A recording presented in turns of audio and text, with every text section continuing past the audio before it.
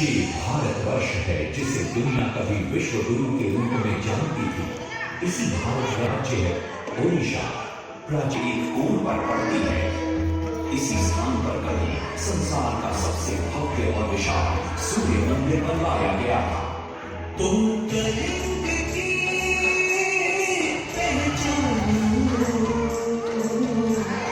मेरे इतिहास का स्वाभिमान हो मेरे कराकली के मुख्य द्वार निकले कला शास्त्र के दिव्य जगत पत्थर में विश्व गुरु भारत के गौरव आज दया के पात्र हो क्यों कोणार्क कोणार्क कोणार्क कोणार्क।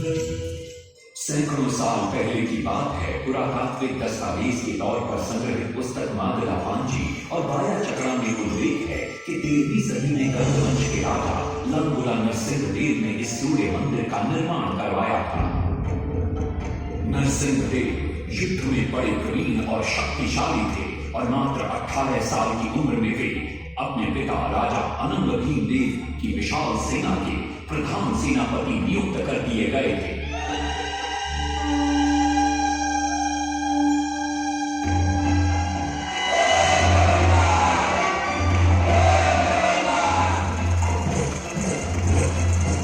सेनापति बनने के बाद नरसिंहदेव ने अपने कुशल नेतृत्व से दक्षिण के कई आक्रमणकारी राजाओं को युद्ध में हराया।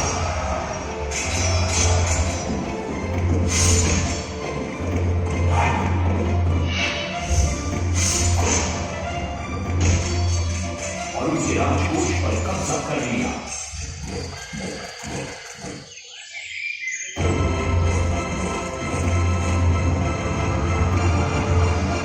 तत्पश्चात उन्होंने विजय पूजा, जिसे आज हम वारंगल के नाम से जानते हैं,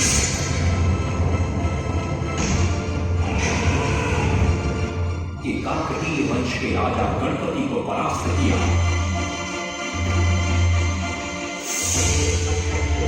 और उनके राजकोष पर भी कब्जा कर लिया। 3 वर्षों तक निरंतर युद्ध के पश्चात जब वे बहुत सारी धन संपदा लेकर कलिंग लौटे तो राजमहल में उनका भव्य स्वागत हुआ।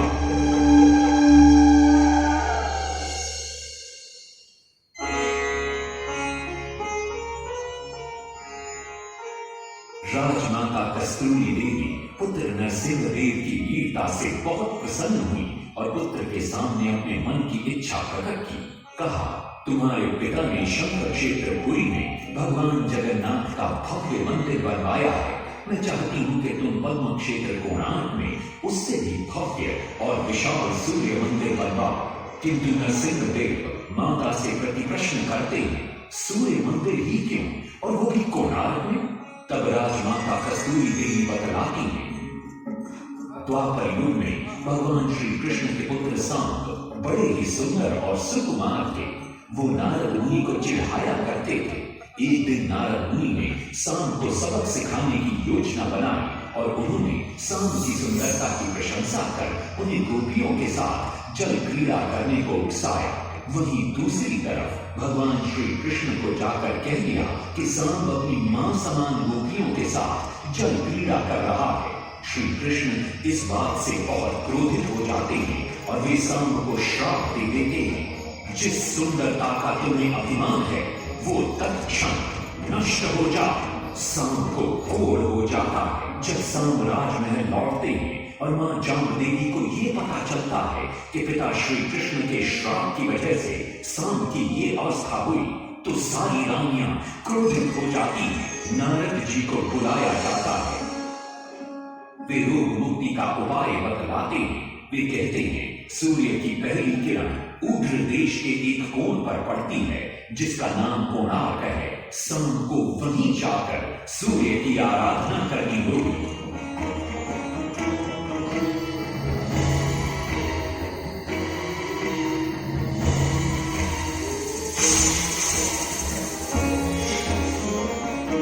बहुत ही लंबी और कठिन यात्रा के पश्चात शाम अपने सैनिकों और सेवकों के साथ कोणार्क की चंद्रभागा नदी के तट पर पहुंचते हैं और नित्य प्रातः स्नान के बाद सूर्य की आराधना आरंभ करते हैं।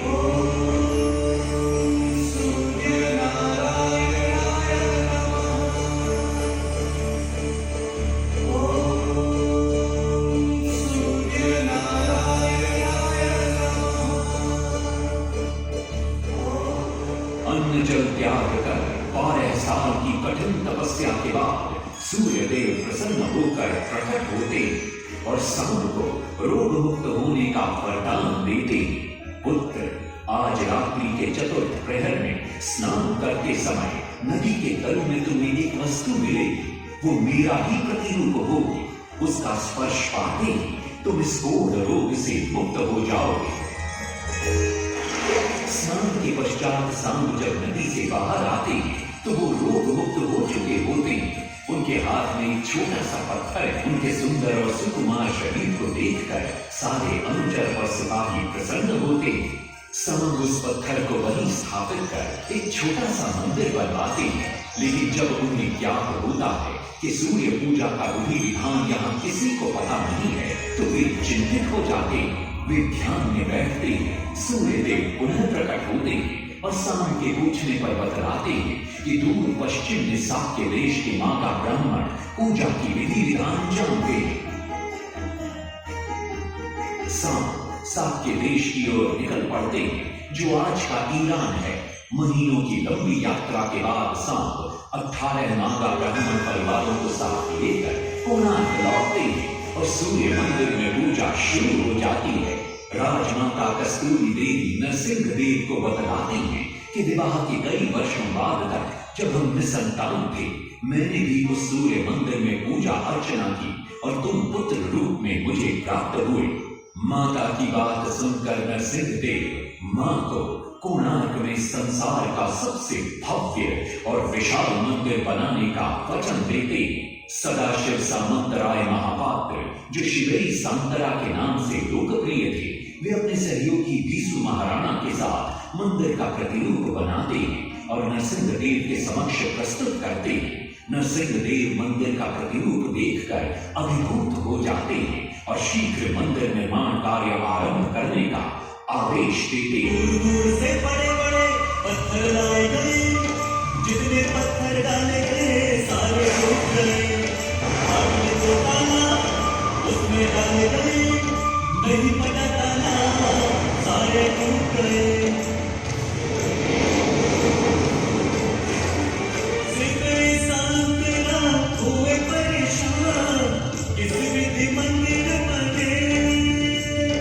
सिकड़ी सांकरा हुए परेशान, किस विधि मंदिर बने। एक दिन वे चिंतामग्न कोणार्क लौट रहे थे, तभी उन्हें प्यास महसूस हुई। उन्हें पास ही में एक कुटिया दिखाई पड़ती है जहाँ एक बूढ़ी औरत से उनकी भेंट होती है। शिवई सांतरा पानी मांगते हैं। बूढ़ी औरत पानी के साथ गरम गरम भोजन भी लेकर आती है। वे थाली के बीच में हाथ डालते हैं जिससे उनका हाथ जल जाता है। तब वो बूढ़ी औरत मुस्कुराकर कहती है, तुम तो शिवई सांतरा की तरह बीच से भोजन उठाकर खा रहे हो। ये सुनकर शिवई सांतरा को अपनी भूल का एहसास होता है। माता रामचंद्री ने उपाय सुझाया, समझे शिवई सांतरा।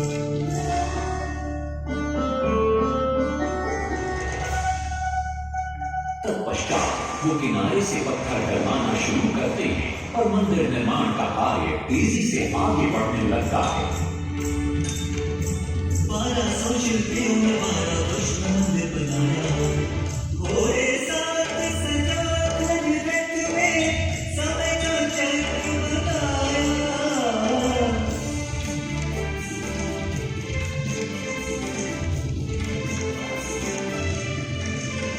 दूसरी तरफ कलिंग के उत्तर के राज्यों के नवाबों के बार बार राज्य पर आक्रमण हो रहे थे। इन आक्रमणों से क्रोधित होकर नरसिंह देव अपनी विशाल सेना को लेकर युद्ध के लिए निकल पड़े।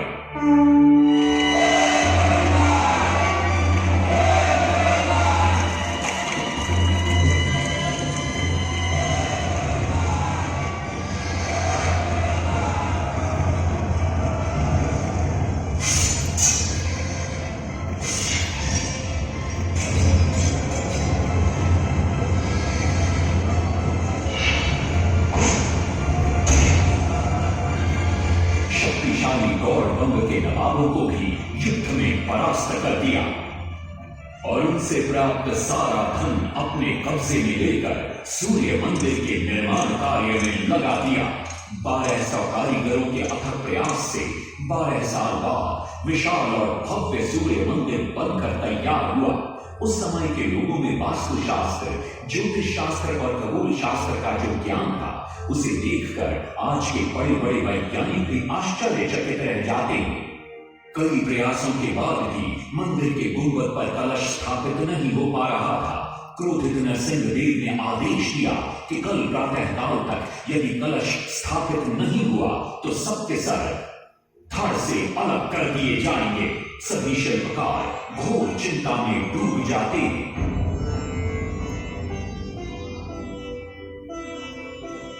दूसरी तरफ मुख्य शिल्पकार बीसू महाराणा का 12 साल का बेटा धर्मपद सूर्य मंदिर के प्रतिरूप पर कलश बिठाकर प्रसन्न होता है और मां के सामने अपने पिता से मिलने की इच्छा व्यक्त करता है। मां अपने बागीचे के पेड़ पोटली में बांध कर देती है और कहती है, अपने कुत्ते बलिया को साथ लेकर कोणार्क जाओ। बलिया अपने मालिक को पहचान लेता है और बीसू महाराणा से लिपट जाता है। धर्मपद अपने पिता को प्रणाम करता है और अपना परिचय देता है। सबको चिंता में देखकर वो अपने पिता से इसका कारण पूछता है। कारण जानकर धर्मपद कहता है, अगर आप आज्ञा दें तो मैं मंदिर के गुंबद पर कलश स्थापित कर सकता हूं। शिवे सांतरा धर्मपद को अनुमति दे देती। धर्मपद गुंबद पर चढ़ जाता है और कुछ ही समय के प्रयत्न के पश्चात वो कलश को स्थापित करने में सफल हो जाता है। गुंबद पर कलश स्थापित होते ही नीचे गर्भगृह में चारों दिशाओं में लगे चुंबकों के आकर्षण से सूर्य महाप्रभु की मूर्ति शून्य में स्थापित हो जाती है। सब धर्मपद को कंधे पर बिठाकर खुशी से नृत्य करने लगते हैं। तभी कुछ कारीगर इसका विरोध करते हुए कहते हैं, अगर सुबह राजा को ये पता लग गया कि इस बच्चे ने कलश को स्थापित किया है तो किसी का बचना संभव नहीं है, इसलिए धर्मपद को मरना होगा। इस बात से शिवे सांतरा बड़े क्रोधित हो जाते हैं। भीषण वाद विवाद छिड़ जाता है। ये सब देखकर धर्मपद गहरी चिंता में पड़ जाता है और वो सोचता है कि यदि मेरे जीवित रहने से इन सब का सर काट दिया जाएगा तो इससे अच्छा है कि मैं आत्म बलिदान कर दूं ताकि सबके प्राण बच जाएं। और उसी पल धर्मपद नवनिर्मित सूर्य मंदिर के शिखर पर चढ़ जाता है।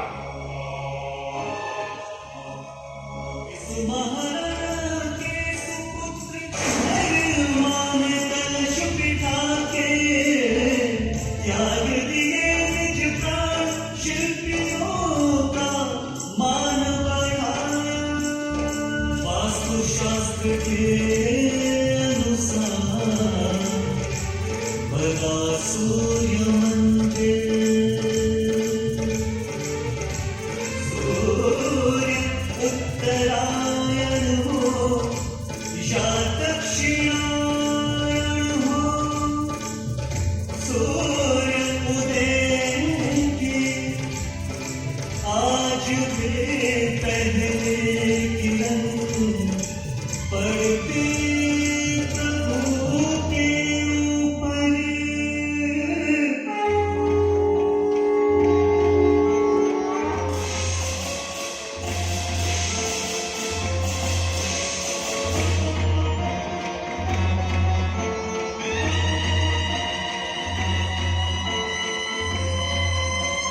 तभी वहां नरसिंह देव भी आ पहुंचते हैं।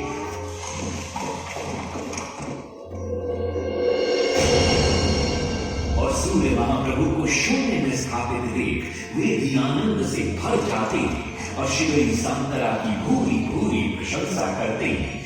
वो ये भी घोषणा करते हैं कि माघ शुक्ल पक्ष की सप्तमी को मंदिर की प्राण प्रतिष्ठा की जाएगी।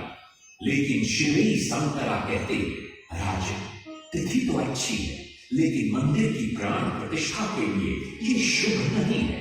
किंतु राजा अपनी बात पर अड़ जाते हैं। शिवई सांतरा को दुख होता है और कोई वाद विवाद किए बिना वे हमेशा के लिए वहां से चले जाते हैं।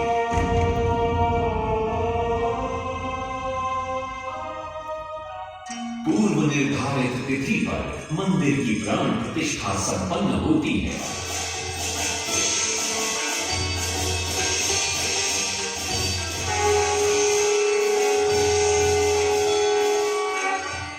लेकिन कुछ दिनों बाद अमंगल होना शुरू हो जाता है। सबसे पहले विराट सिंह की मूर्ति नीचे आ गिरती है। तत्पश्चात मंदिर की शिलाओं का गिरना भी शुरू हो जाता है। नरसिंहदेव को अब समझ में आता है कि शिवई सांतरा का कहना सही था, लेकिन देर हो चुकी थी।